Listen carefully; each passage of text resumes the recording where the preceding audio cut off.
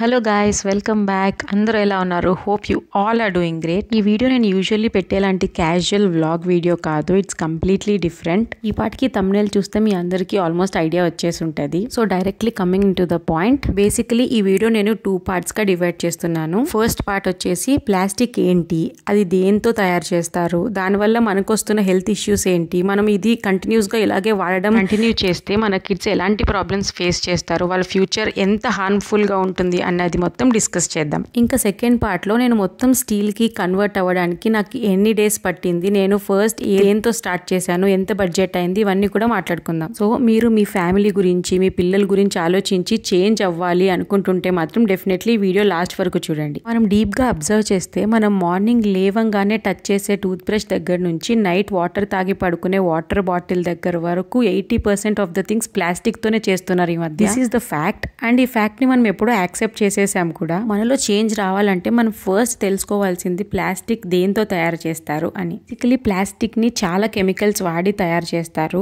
BPA, phthalates and micro plastics లాంటివి. ఈ chemicals అన్ని కూడా మన బాడీలోకి డైలీ ట్రాన్స్ఫర్ అవుతున్నాయి మనం వాడే ఫుడ్ కంటైనర్స్ ద్వారా.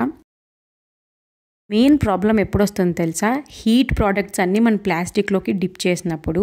అంటే మనం ఎర్లీ మార్నింగ్ స్కూల్కి పిల్లల్ని త్వరగా పంపించేయాలని చెప్పేసి త్వరగా వంట చేసి ఆ హాట్ ఫుడ్ని ప్లాస్టిక్ కంటైనర్స్లో ప్యాక్ చేసి పంపిస్తాము. పిల్లలకు జలుబు చేసింది కదా త్వరగా తగ్గాలని చెప్పేసి హాట్ వాటర్ని ప్లాస్టిక్ బాటిల్లో వేసి పంపిస్తాము.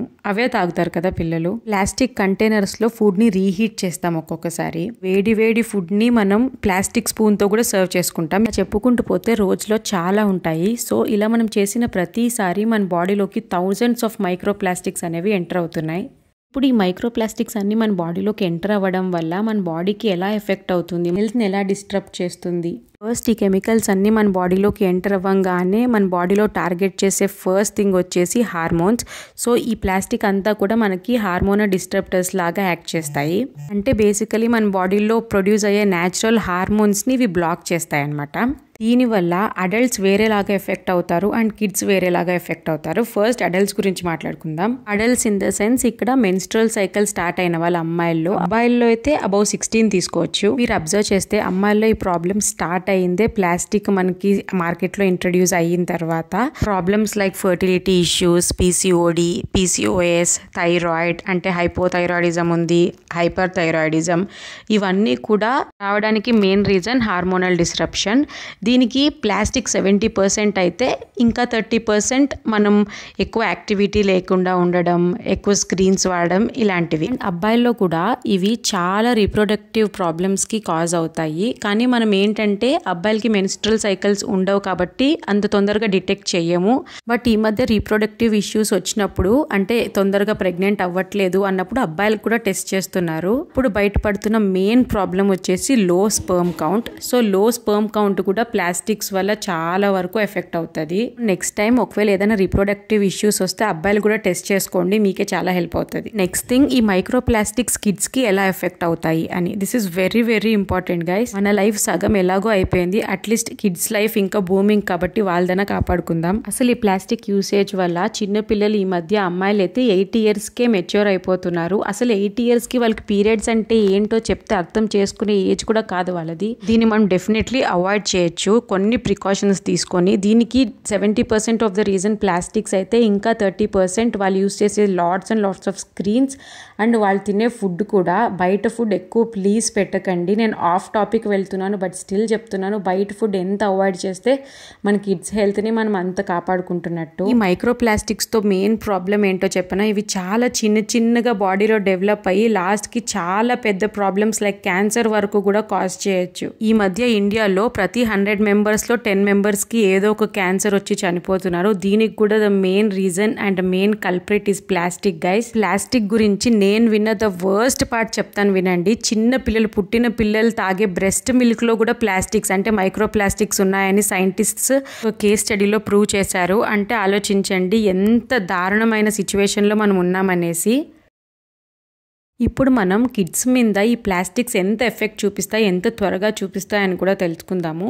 కిడ్స్ మనకంటే చాలా వర్నలబుల్ ఉంటారు. అంటే మన బాడీ టాక్సిన్స్ తీసుకోవడానికి ఒక 1 hour పట్టింది అనుకోండి, వాళ్ళ బాడీ 20 మినిట్స్లోనే ఆ టాక్సిన్స్ని అబ్జర్వ్ చేసేసుకుంటుంది. ఎందుకంటే వాళ్ళ బాడీలో ఆర్గన్స్ ఇంకా కంప్లీట్గా డెవలప్ అయ్యి ఉండవు, ఇంకా డెవలపింగ్ స్టేజ్లోనే ఉంటాయి. కాబట్టి ఈ మధ్య మనం బ్రెస్ట్ మిల్క్ కాకుండా ఫార్ములా మిల్క్ ఇస్తున్నాం కదా, అవి కూడా ప్లాస్టిక్ బాటిల్స్లోనే పోసి ఇస్తున్నాము. అవి కూడా హాట్ వాటర్లో కలిపే ఇస్తాం కాబట్టి అందులోంచి కూడా lakhs and lakhs of micro plastics release అవుతాయి. సో ఈ మధ్య మనకి ఫీడింగ్ బాటిల్స్ కూడా స్టీల్ వస్తున్నాయండి. డెఫినెట్లీ కొంచెం కాస్ట్ ఎక్కువైనా పర్లేదు, వాటిలోనే ఫీడ్ చేయడానికి ట్రై చేయండి బేబీస్కి.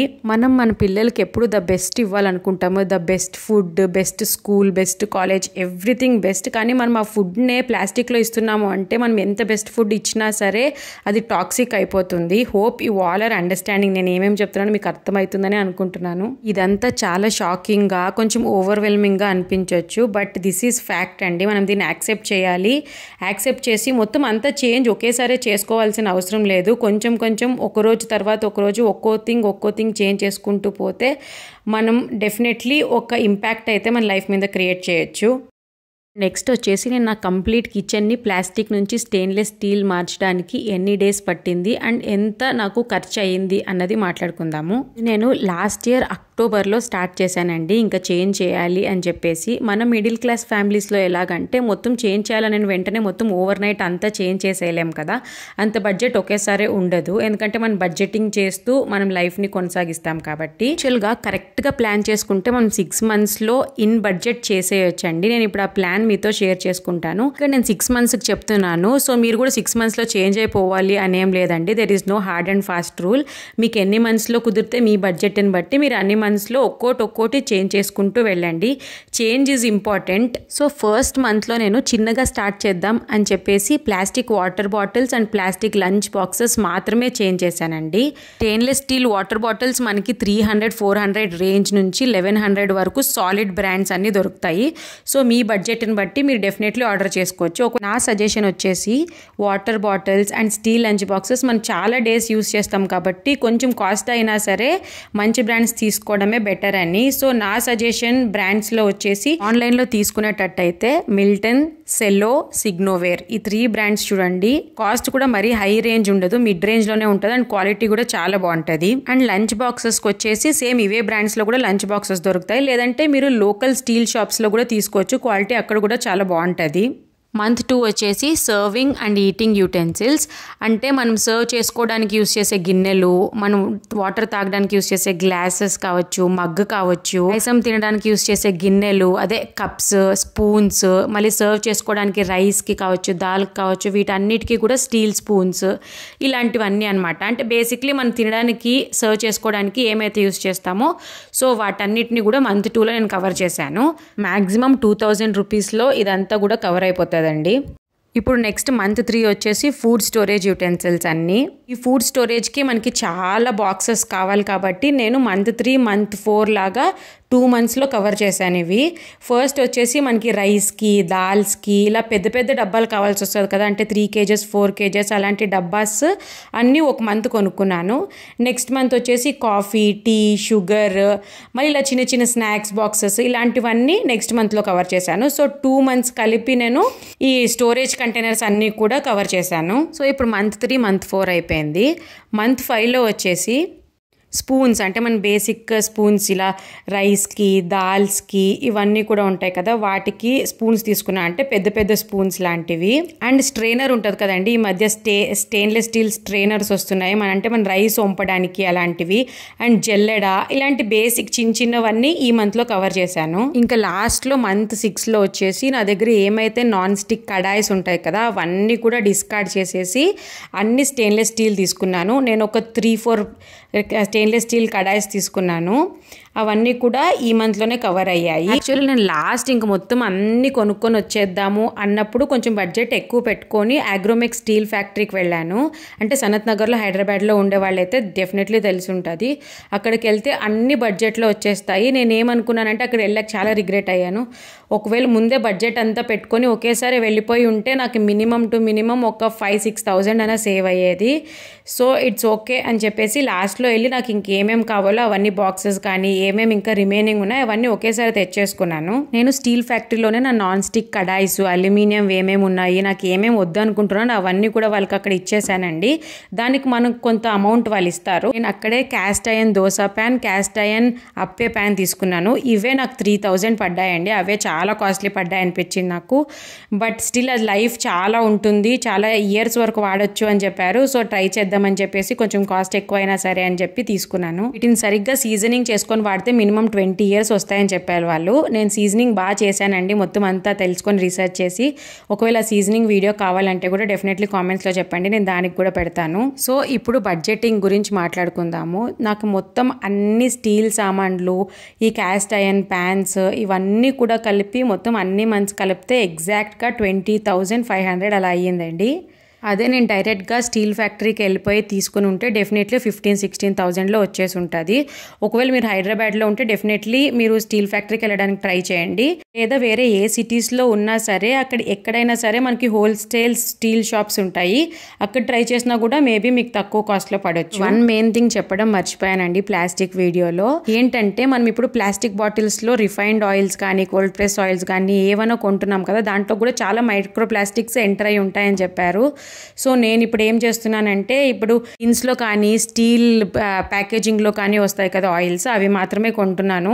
ఇవన్నీ చాలా చిన్న చిన్న చేంజెస్ అండి, మనం చాలా ఈజీగా అప్లై చేయొచ్చు మన డైలీ లైఫ్లో. నేనైతే మొత్తం అంతా క్లియర్గా చెప్పడానికే ట్రై చేశాను. అండ్ వీడియోస్లో కూడా నేను మీకు ప్లాస్టిక్ స్పూన్స్తో స్టీల్ స్పూన్స్ని ఎలా రీప్లేస్ చేశాను, మిక్సర్ గ్రైండర్ని ఎలా మీరు రీప్లేస్ చేశాను, ఇవన్నీ కూడా చూపించాను. దాని ద్వారా కూడా మీకు చాలా ఐడియా వచ్చి ఉంటుందనే నేను డెఫినెట్లీ అనుకుంటున్నాను. నేను ఇంత రీసెర్చ్ చేసి ఈ వీడియో చేయడానికి మెయిన్ రీజన్ వచ్చేసి అవేర్నెస్ క్రియేట్ చేయడానికండి. మనకి ప్లాస్టిక్స్ ఎంత హార్మ్ఫుల్ అనేది ఒక్కరు తెలుసుకొని కొంచెం చేంజ్ అయినా వాళ్ళ లైఫ్లో చేసుకుంటే నేను ఈ వీడియో చేయడానికి ఎంత కష్టపడ్డానో కష్టాన్ని అంతా మర్చిపోతాను. సో ఒకవేళ ఈ వీడియో మీకు ఎంతో కొంత హెల్ప్ అయి ఉంటే కనుక డెఫినెట్లీ వీడియోని లైక్ చేయండి, నా ఛానల్కి సబ్స్క్రైబ్ చేసుకోండి. ఇంకా నా ఛానల్లో చాలా వ్లాగ్స్ ఉన్నాయి, మీకు ఒకవేళ ఇంట్రెస్ట్ ఉంటే అవి కూడా చూడండి. అనదర్ థింగ్ అండి, ఈ స్టీల్ బాక్సెస్కి నేను పైన లేబుల్స్ వేసాను కదా, దాన్ని కూడా నేను మీకు నేమ్ చూపించాను వీడియోలో. ఒకవేళ మీకు డౌట్ ఉంటే దానికి వెళ్ళి జూమ్ చేసుకొని చూడండి, లేదంటే కూడా డిస్క్రిప్షన్లో నేను ఆ స్టిక్కర్స్కి కూడా లింక్ ఇచ్చి ఉంటాను. వన్ లాస్ట్ కన్క్లూజన్ ఏంటంటే, నేను కూడా కిచెన్లో డెఫినెట్లీ మొత్తం అంతా చేంజ్ చేసేసాను. నా కిచెన్ మొత్తం అంతా స్టీల్లోనే ఉంది లేదా గ్లాస్లోనే ఉంది అని నేను చెప్పను. I definitely realized and tried to change. నేను మీ నుంచి కూడా అదే ఎక్స్పెక్ట్ చేస్తున్నాను. రియలైజ్ అవ్వండి అండ్ చేంజ్ అవ్వడానికి రోజుకి ట్రై చేయండి.